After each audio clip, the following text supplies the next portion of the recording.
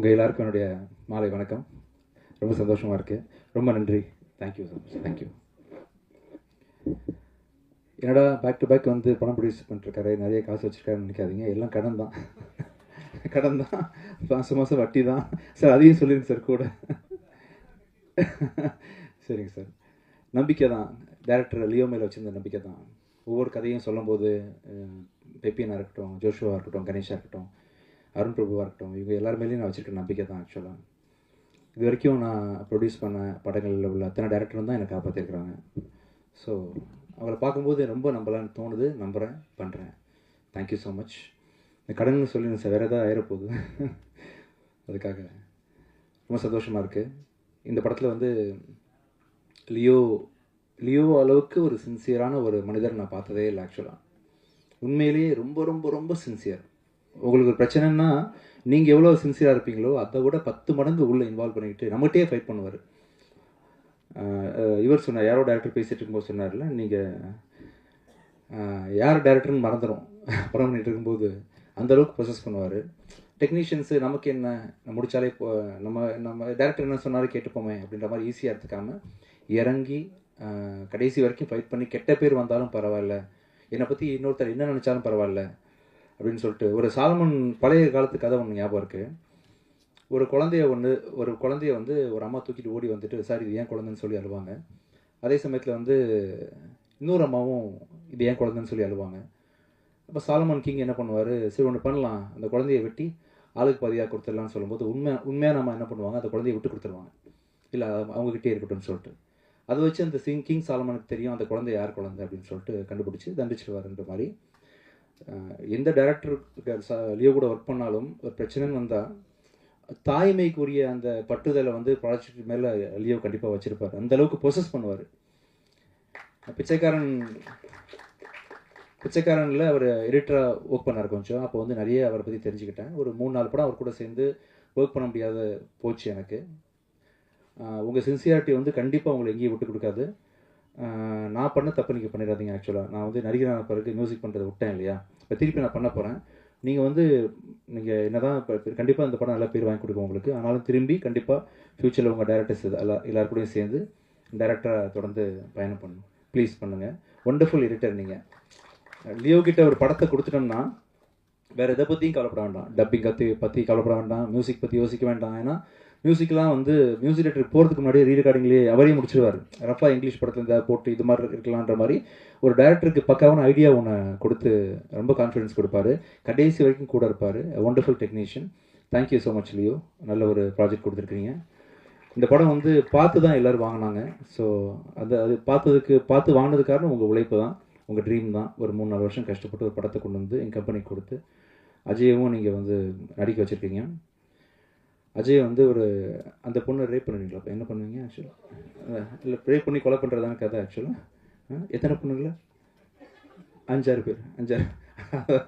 அதுதான் என்னன்றதை நீங்கள் படம் பார்க்கும்போது புரியும் உங்களுக்கு. இந்த படத்தில் வந்து நடித்த அத்தனை கலைஞர்களும் ஆர்டிஸ்ட்டும் உங்களை மெலோடவுன் பண்ணுன்னு சொல்லுவார்லம்மா. ஆக்சுவலாக சொன்னார்ல, எப்படி பண்ணுவார் ஆக்சுவலாக? நான் என் ஒய்ஃபை பண்ணணும், அதுக்கு தான் கேட்குறேன். எப்படி அந்த மாதிரி பண்ண விட வருவாங்களா? சரி சரி சரி சரி சரி லியோ, கற்றுக்கிறேன். அதையும் நான் கற்றுக்கிறேன். அப்புறம் வந்து நாங்களாம் சித்தராக முடியுமா லியோ? அந்த மச்சக்கன்னி சித்தர்னு யாரோ சொன்னீங்களா, அது பேருனா? மச்சக்கன்னி சித்தரா? மச்சேந்திரரா? இன்னொரு மச்சக்கன்னி மாதிரி கேட்டுச்சு, மச்சமுனி. மேரேஜ் ஒரு தடவை ஆனவங்கலாம் சித்தராக முடியுமா? சரி சரி சார், நீங்கள் சொல்லுங்கள் சார். மகனி சார், ஆக முடியுமா? சித்தராக முடியுமாண்ணா? நான் எதாவது செய்ய முடியுமா சார் ஃப்யூச்சரில்? சித்தராது ஒழுக்கத்தை கடைபிடிக்கணுமா? அப்போ சார் நீங்கள் சித்தர் சார், தனஞ்சன் சார். நீங்கள் ஒரு சித்தர். தேங்க்யூ. ரொம்ப சந்தோஷமாக இருக்குது. இதே மாதிரி ஆக்சுவலாக வந்து இன்னொரு முக்கியமான ஒரு மீட் ஒன்று இருக்குது. இந்த படத்தை போட்டு காமிச்சு, முக்கியமான டேரக்டர்ஸ்க்கெலாம் போட்டு காமிச்சு அதை வந்து பெரிய செலிப்ரேஷன் மாதிரி கொண்டாடணும் பிஃபோர் ரிலீஸ்னு நினச்சோம். அப்போ தான் ஒரு பெரிய ஈவெண்ட்டு பண்ணணும். இப்போ ட்ரெய்லர் மட்டும் சும்மா லான்ச் பண்ணிடலாம்னு நினைக்கும் போது தனஞ்சன் சார் தான் பேஸ் பண்ணாங்க. இல்லை அப்படி பண்ணாதீங்க, நீங்கள் எல்லாரையும் கூப்பிட்டு ஃபஸ்ட்லேருந்தே நீங்கள் செலிப்ரேஷன் ஆரம்பிச்சிருங்க அப்படின்னு சொன்னதுனால நீங்கள் சொன்னதால் இந்த ஃபங்க்ஷன் பண்ணேன் சார். Thank you so much. கண்டிப்பாக இந்த படம் வந்து பெரிய நல்ல ஒரு படமாக அமையும்.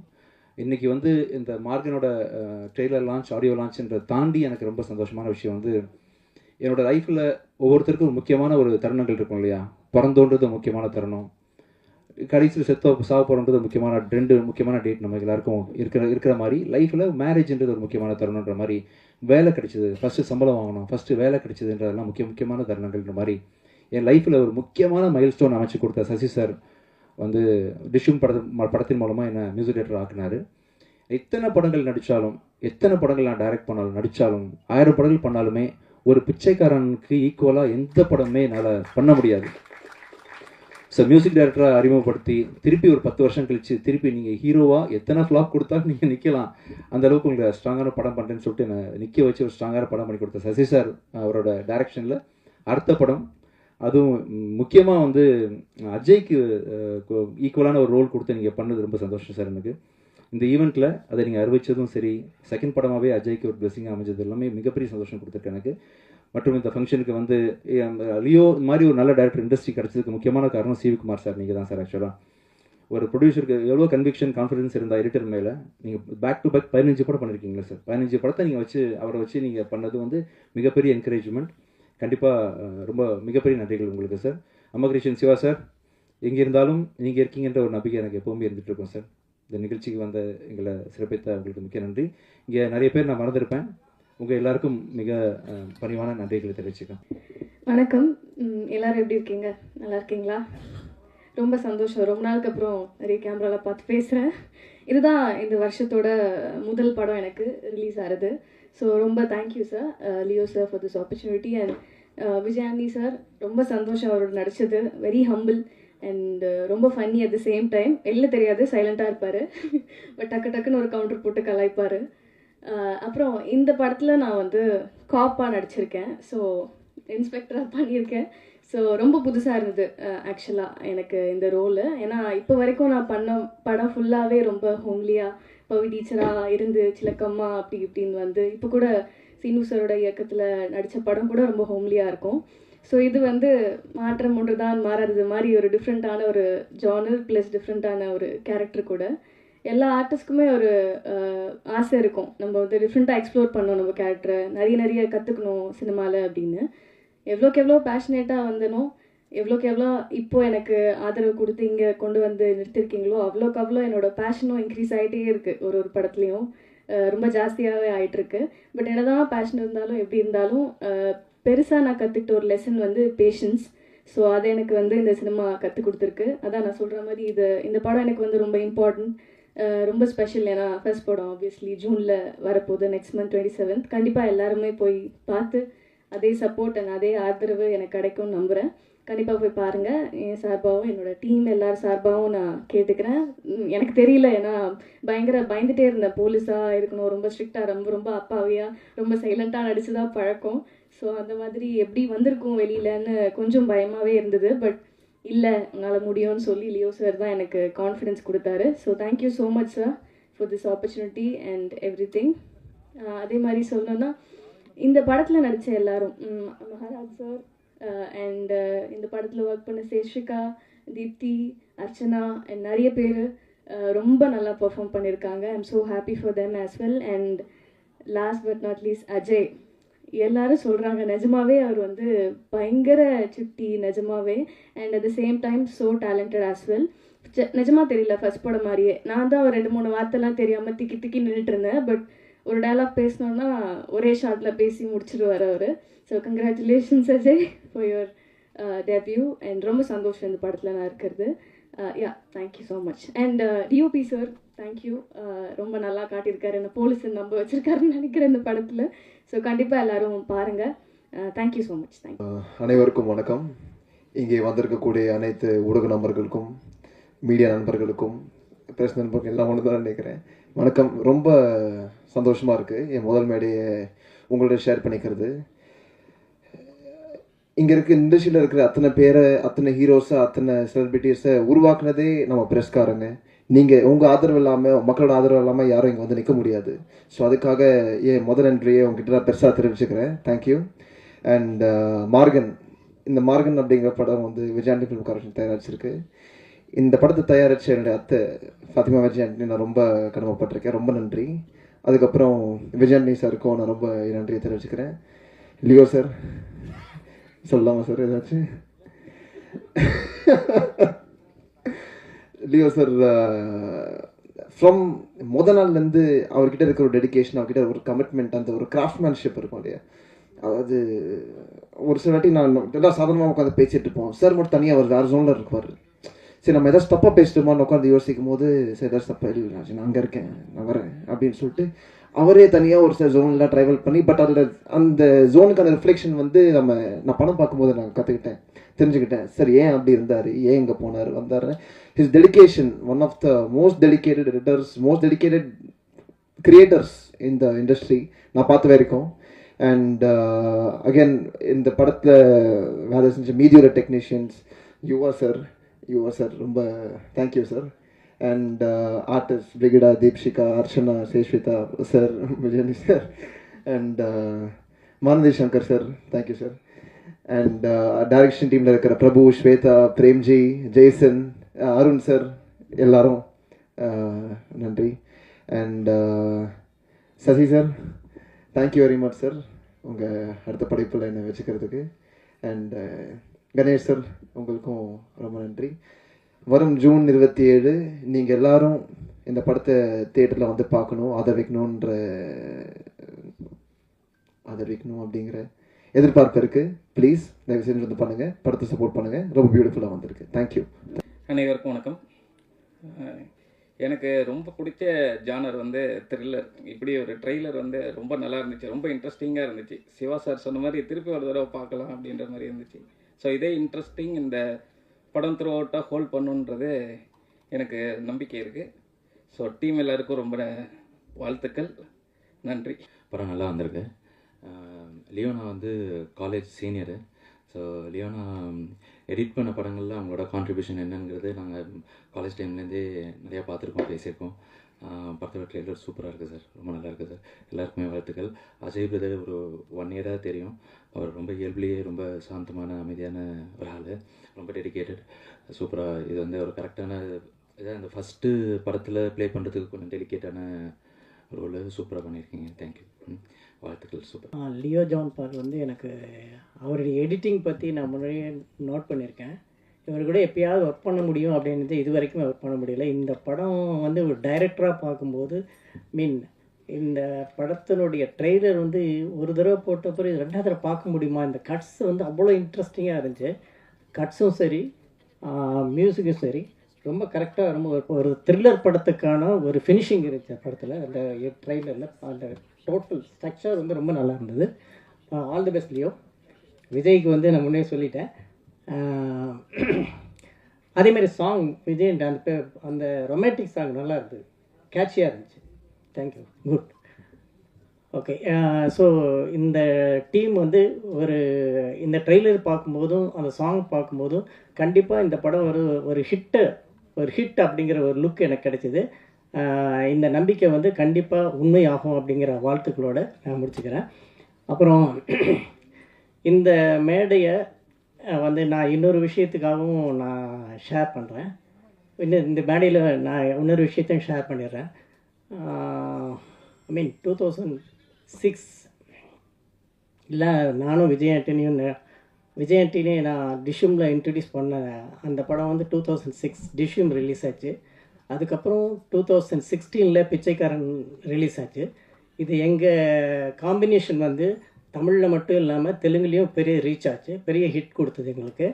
ஸோ நாங்கள் 2 பேரும் சேர்ற அடுத்த படம் வந்து என்னுடைய அடுத்த படமாக வரப்போகுது. நானும் விஜய் ஆண்டனியும் மறுபடியும் ஒன்றா சேர்றோம். அதில் இன்னொரு முக்கியமான விஷயம் வந்து இந்த படத்தில் நடிச்சிருக்கிற அஜய் வந்து நான் டிஷ்யூமில் அவர் கூட ரெக்கார்டிங்கில் இருக்கிறப்ப ஷட்டில் காக் ஆடுவோம். நானும் அஜயோட அப்பாவும் ஷட்டில் காக் ஆடிக்கிட்டு இருக்கும்போது அந்த கார்க்கு தூக்கி போடுற பையனை, சின்ன பையன் 3 வயசுன்னு நினைக்கிறப்ப, அப்படி பார்த்து அந்த பையனை இப்போ என்னுடைய அடுத்த படத்தில் விஜய் ஆண்டனிக்கு ஈக்குவலான ஒரு ரோல், 2 டபுள் ஹீரோ சப்ஜெக்ட் பண்ணுறேன். அதில் ஒன்று விஜய் ஆண்டனி, இன்னொன்று அஜய். ஸோ இந்த 2 பேர்த்தையுமே நான் என்னுடைய அடுத்த படத்தில் கொண்டு வர்றது வந்து எனக்கு ரொம்ப ரொம்ப பெருமையாக இருக்குது. எங்களுடைய இந்த படம் என்னுடைய அடுத்த படம் வந்து ரொம்ப ரொம்ப என்னுடைய close to my heart movie. சில படங்கள் மட்டும்தான் ரொம்ப க்ளோஸாக பண்ணுவோம்னு நினைக்கும் இல்லையா, அந்த மாதிரி ஒரு படம் அந்த படம். அந்த படத்தில் எனக்கு ரொம்ப பிடிச்சமான விஜய் ஆண்டனியும் அவருடைய சிஸ்டர் சன் அஜயும் நடிக்கிறதுல எனக்கு ரொம்ப ரொம்ப சந்தோஷம். உங்களுடைய வாழ்த்துக்கள் இந்த படம் மாதிரி அந்த படத்துக்கும் இருக்கணும்னு வேண்டிக்கிறேன். இப்பயே வாழ்த்துக்கள். நன்றி. சினிமாவில் நான் ரொம்ப விரும்புகிற ஸ்பேஸ் வந்து என்னென்னா, கமர்ஷியல் ஃபிலிமையே ரொம்ப சீரியஸ் அப்ரோச் பண்ணுறது.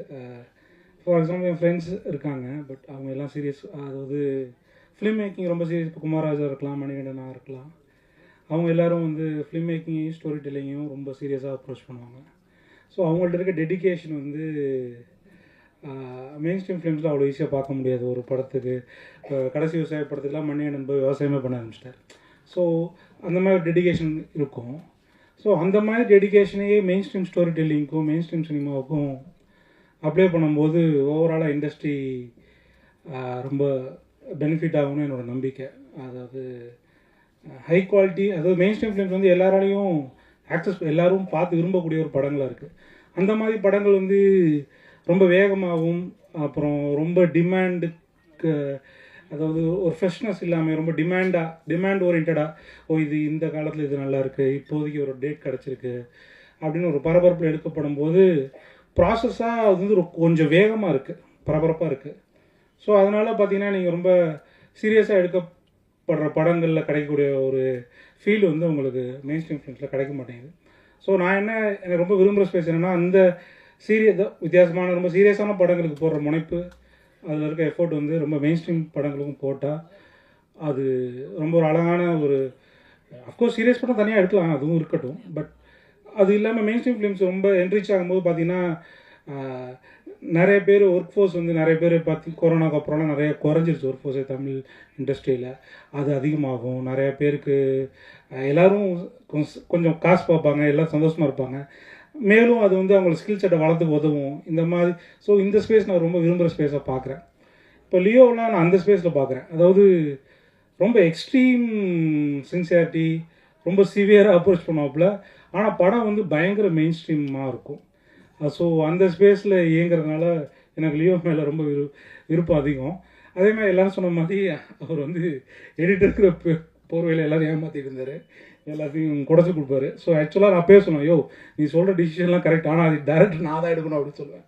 எடிட்டராக இருக்கும்போது அந்த மாதிரி டிசிஷன் மேக்கிங் தான் விரும்புவார், அந்த மாதிரி தான் கதையை அப்ரோச் பண்ணுவார். அந்த படத்தை வந்து தான் டேரக்டர் இல்லைன்னே அவருக்கு தெரியாது, அவர் ஒரு டேரக்டர் இருந்தால் என்ன பண்ணுவாரோ அது மாதிரி தான் அப்ரோச் பண்ணுவார். பட் அது வந்து நான் வந்து ஒரு அட்வான்டேஜ் தான் எடுத்துப்பேன். நான் டேரக்டர் ஒவ்வொருத்தரும் ஒவ்வொரு படத்தை ஓன் பண்ணணும்னு நினைப்பேன். ஸோ அந்த வகையில் தான் பார்த்தேன். இன்றைக்கி அது ப்ராப்பராக அவரோட பொசிஷன் வந்துட்டார். ஸோ விஜய் ஆண்டனி சார் நான் சொன்ன மாதிரி தான் அந்த சீரியஸான ஸ்பேஸை எல்லாத்துக்கும் கொடுக்குறாரு. அதாவது அவரும் அவர் படங்கள் வெற்றியோடையும் அவர் விரும்புகிறாரு, காசு போட்டு எடுக்கிறாரு. ஸோ அதே நேரத்தில் வந்து அவர் அதான் சொல்லியிருக்காரு, நான் என்ன நம்பி எடுக்கல, நல்ல கதை நல்ல படத்தை நம்பி எடுக்கிறேங்கிறேன். அந்த ஸ்பேஸ் வந்து எப்படின்னா, ஸோ அப்போ என்ன ஆகுதுன்னா எல்லாருக்கும் இடம் கொடுக்குது. அது ஒரு ப்ரொடியூசருக்கு இடம் கொடுக்குது, ஒரு டேரக்டருக்கு இடம் கொடுக்குது, ஒரு கதாசிரியருக்கு இடம் கொடுக்குது, கேமராமேன். ஸோ எல்லாரும் வெற்றிகரமாக செயல்பட்டு அந்த படத்தை வெற்றியடைய வைக்க வேண்டிய நிர்பந்தம் வருது. ஸோ அது ஓவராலாக இண்டஸ்ட்ரிக்கு ஹெல்ப்ஃபுல்லாக இருக்கும் நம்புகிறேன். So thank you. இந்த படம் ககன மார்க்கங்கிறது ஒரு ஆஸ்ட்ரல் ட்ராவல் அப்படின்னு ஸோ அவர் வந்து சொல்லுவார். So all the best. படம் ரொம்ப பல்ப் ஃபிக்ஷன்னு சொல்லுவாங்க, அந்த விறுவிறுப்பான திடீர் திருப்பங்கள் நிறைந்த ராஜேஷ்குமார் சார் எழுதுவார்ல, மாயவனும் நான் அது அந்த மீட்டர்லாம் எழுதினேன். இது அந்த மீட்டரில் இருக்க படம், ரொம்ப சுவாரஸ்யமாகவும் விறுவிறுப்பாகவும் இருக்கும். தேங்க்யூ. முதல் நன்றி இறைவன். இந்த படைப்புன்னா அவர் தான் அதுக்கு.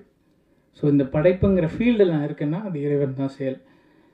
இரண்டாவது என்னுடைய அப்பா அம்மா மனைவி, என்ன மாதிரி ஒரு ஆளை டாலரேட் பண்ணுறது பெரிய விஷயம், அதனால் அவங்களுக்கு நன்றி. மூணாவது சார் விஜய் ஆண்டனி சாருக்கு மட்டும் நிறைய படங்கள் இதே மேடையில் எடிட்டராக இருந்திருக்கேன், என்னை இயக்குனராக ஆக்கி ரசிக்கிறீங்க, அழகு பார்த்துருக்கீங்க, ரொம்ப நன்றி சார்.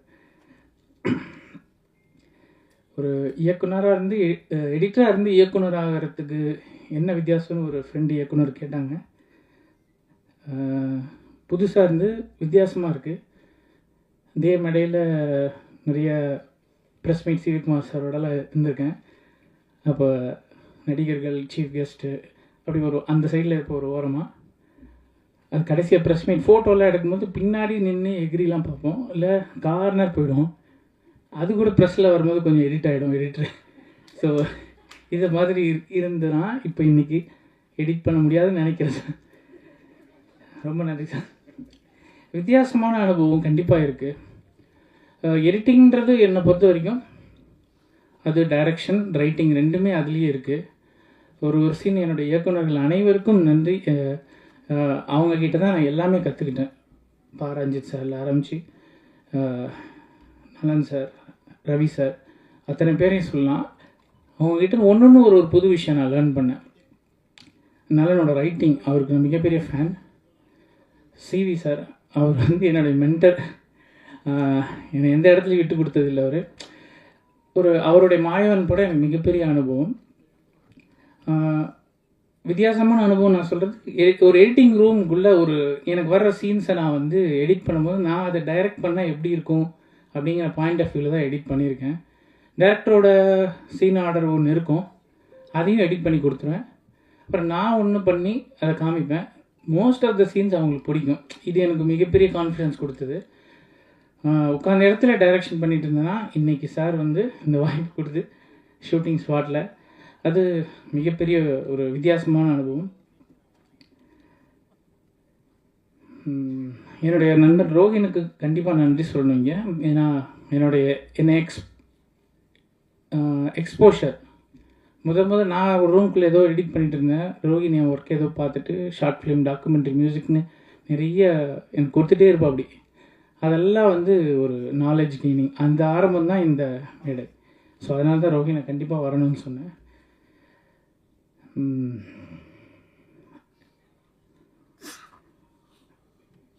விஜயானி சாருக்கும் எனக்கும் எப்படி இந்த அறிமுகன்றது ஒரு சுவாரஸ்யமான அனுபவம். லாக்டவுன்லேயே நான் முடிவு பண்ணிட்டேன் ஒரு படம் எழுதி டைரக்ட் பண்ணணுன்ட்டு. ஸோ அந்த டைமில் ஒரு பெரிய ஸ்கிரிப்ட் பண்ணோம், நானும் என்னோடய நண்பர் விஷ்ணுன்னு இன்னொருத்தரும். அதை முடிச்சுட்டு நான் டைரக்ஷனுக்கு ரெடி ஆகிட்டேன். சார் வந்து முடிக்கும்போது எனக்கு அதுக்கு முன்னாடியே சார் வந்து 1 by 1 எனக்கு ஒர்க்கு கொடுத்துக்கிட்டே தான் இருந்தார். கொடியில் ஒன்றில் ஒர்க் கொடுத்தாரு, ரோமியோ படத்தோட ட்ரெய்லரு, பிச்சைக்காரன் 2 படத்தோடைய ட்ரெய்லர், அவரோட தொடர்பிலே இருப்பேன். அவருக்கு எனக்கு பிடிச்ச விஷயம் வந்து மியூசிக். என்னுடைய படத்துடைய எடிட்டிங் ஸ்டைல் வந்து ரிதம் எடிட்டிங். ரிதம்னு நான் சொல்கிறது, ஒரு சீனில் ஒரு நடிகருக்குன்னு ஒரு எனர்ஜி இருக்கும். அந்த எனர்ஜியை ஒரு ரிதம் தான் நான் பார்க்குறேன். அது ஒரு இசைக்கு கரெக்டாக சேரும் பொழுது அது மிகப்பெரிய எமோஷனல் கனெக்டை க்ரியேட் பண்ணும். இந்த ரிதம் எடிட்டிங் வந்து சாருக்கு எனக்கு தெரிஞ்சு ரொம்ப பிடிச்சிருச்சுன்னு நினைக்கிறேன். அதனால் என்னை தொடர்ந்து ஒர்க் கூப்பிட்டாரு. நான் டைரக்ட் பண்ணணுன்னு சொன்னப்போ வந்து கூட அப்படியா என்ன கதை நீங்கள் வாங்க சொல்லுங்கன்னு என்னை என்கரேஜ் பண்ணி கூப்பிட்டாரு. ஒரு 3 மணி நேரம் அந்த கதையை சொன்னேன். எப்போ ஷூட்டிங் ஸ்டார்ட் பண்ணலான்னு தான் கேட்டார். நான் நினச்சேன் ஒரு 6 மாதம் ஆகிடும்ன்ட்டு. ப்ரீ ப்ரொடக்ஷன், டைரக்ஷன் டீம்லாம் செட் பண்ணுறதுக்கு நான் சின்ன டீமாக தான் ஸ்டார்ட் பண்ண. 3 அசிஸ்டன்ஸ் தான் இருந்தாங்க, சந்துரு, பிரவீன், அருண்லாம் இருந்தாங்க. எவ்வளோ சீக்கிரம் இதை ப்ராடக்ட் ஆக்க முடியுன்றதை அவர் வேகமாக விரைந்து இதை பண்ணி கொடுத்துட்டாரு. அவருடைய டைரக்ஷன் டீம் கோ டைரக்டர் பிரபு எனக்கு கொடுத்தாரு. உடனே இமீடியட்டாக ஷெட்யூலிங் பண்ணுங்க, எல்லாமே விறுவிறுன்னு என்னால் இதை இமேஜின் கூட பண்ணி பார்க்க முடியல. இந்த படத்தை எப்படி நான் சீக்கிரம் முடிச்சேன்னு எல்லாமே அவர் தான் காரணம். கோ டைரக்டர் அவர் தான் கொடுத்தாரு. அவருடைய ரோமியோ படத்தோட அசோசியேட்ஸை ரெஃபர் பண்ணார். எல்லாமே சூப்பர் டீம். மார்கன் பட விழாவுக்கு வருகை தந்திருக்கும் பத்திரிகை நிர்வாகர்களுக்கும், பெரியோர்களுக்கும், தாய்மார்களுக்கும், மேடையில் அமர்ந்திருக்கும் இயக்குநர்கள், பெரியவர்கள், இந்த படத்தில் எங்கள் கூட நடித்த அனைத்து சக நடிகர்களுக்கும், முதல்ல விஜய் ஆண்டனி சார் கூட நடிகர் இன்னும் ரொம்ப நாள் ஆசை. 2018 ஒரு வாய்ப்பு கிடைச்சிது. அது அப்படியே திருப்பி ட்ராப் ஆகி போச்சு அந்த படம். அது உள்ளுக்குள்ளவே இருந்தது. ஆனால் இந்த படத்தில் வந்து எனக்கு லியோ சார் மூலயமா ஒரு த்ரூட்டாக வர மாதிரி ஒரு கேரக்டர் என்கிட்ட மாட்டுச்சு. அதில் ரொம்ப சந்தோஷம். இந்த படத்தை பற்றி ஒன்றும் சொல்ல வேண்டாம். அது டேரக்டர் சொன்னார் இல்லையா சித்தர் அப்படின்ட்டு, அந்த சித்தர் கூட நெருக்கத்தில் இருக்கிறவன் தான் நான். ஏன்னா என்ன நீங்கள் முதல்ல பார்த்த சங்கர் வந்து வர மாதிரி இருக்கும். 2012க்கு அப்புறம் நான் டோட்டலாக சைவத்துக்கு மாறி சித்தர் வழிபாட்டில் தான் இருக்கேன். அவங்களுடைய தொடர்பு கிடைக்கன்னா அவ்வளோ சாதாரணம் கிடையாது. அவ்வளோ சீக்கிரமாக அங்கே போக முடியாது. எப்படி சொல்லனா, தேவபிரான் தன்னை திவ்ய மூர்த்தியை யாவர் ஒருவர் அறிவார். இந்த உலகத்தில் எத்தனோ கோடி மக்கள் இருந்தாலும் அவங்கள உணரக்கூடிய அறிவு அந்த 100 ஆண்டு பொறுத்தது தான். யாவர் ஒருவர் அறிவார், அறிந்ததில் கேள்நில் உணர்நில் உணர்ந்த பின் ஓதி உணர்ந்தவர் ஓங்கி நின்றாரே. அந்த நிலையை அடையணும்னா சாதாரண விஷயம் இல்லை. ஸோ அந்த சித்தர் வழிபாடுக்குள்ளே வந்து பார்த்தீங்கன்னா அஜய்க்கு வந்து அந்த படத்தில் வந்து ஒரு சின்ன லிங்க் இருக்குது. அதுதான் ஷார்ப்பாக இருக்கும். அது அஜயோட கேரக்டர் ஷார்ப்பாக இருக்க காரணமும் அதுதான்.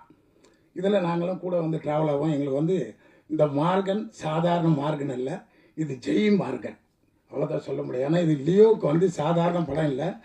அவர் எடிட்டர் மட்டும் கிடையாதுங்க, டைரக்ஷன் பண்ணும்போது டைலாக் கூட எடிட் பண்ணுறாரு.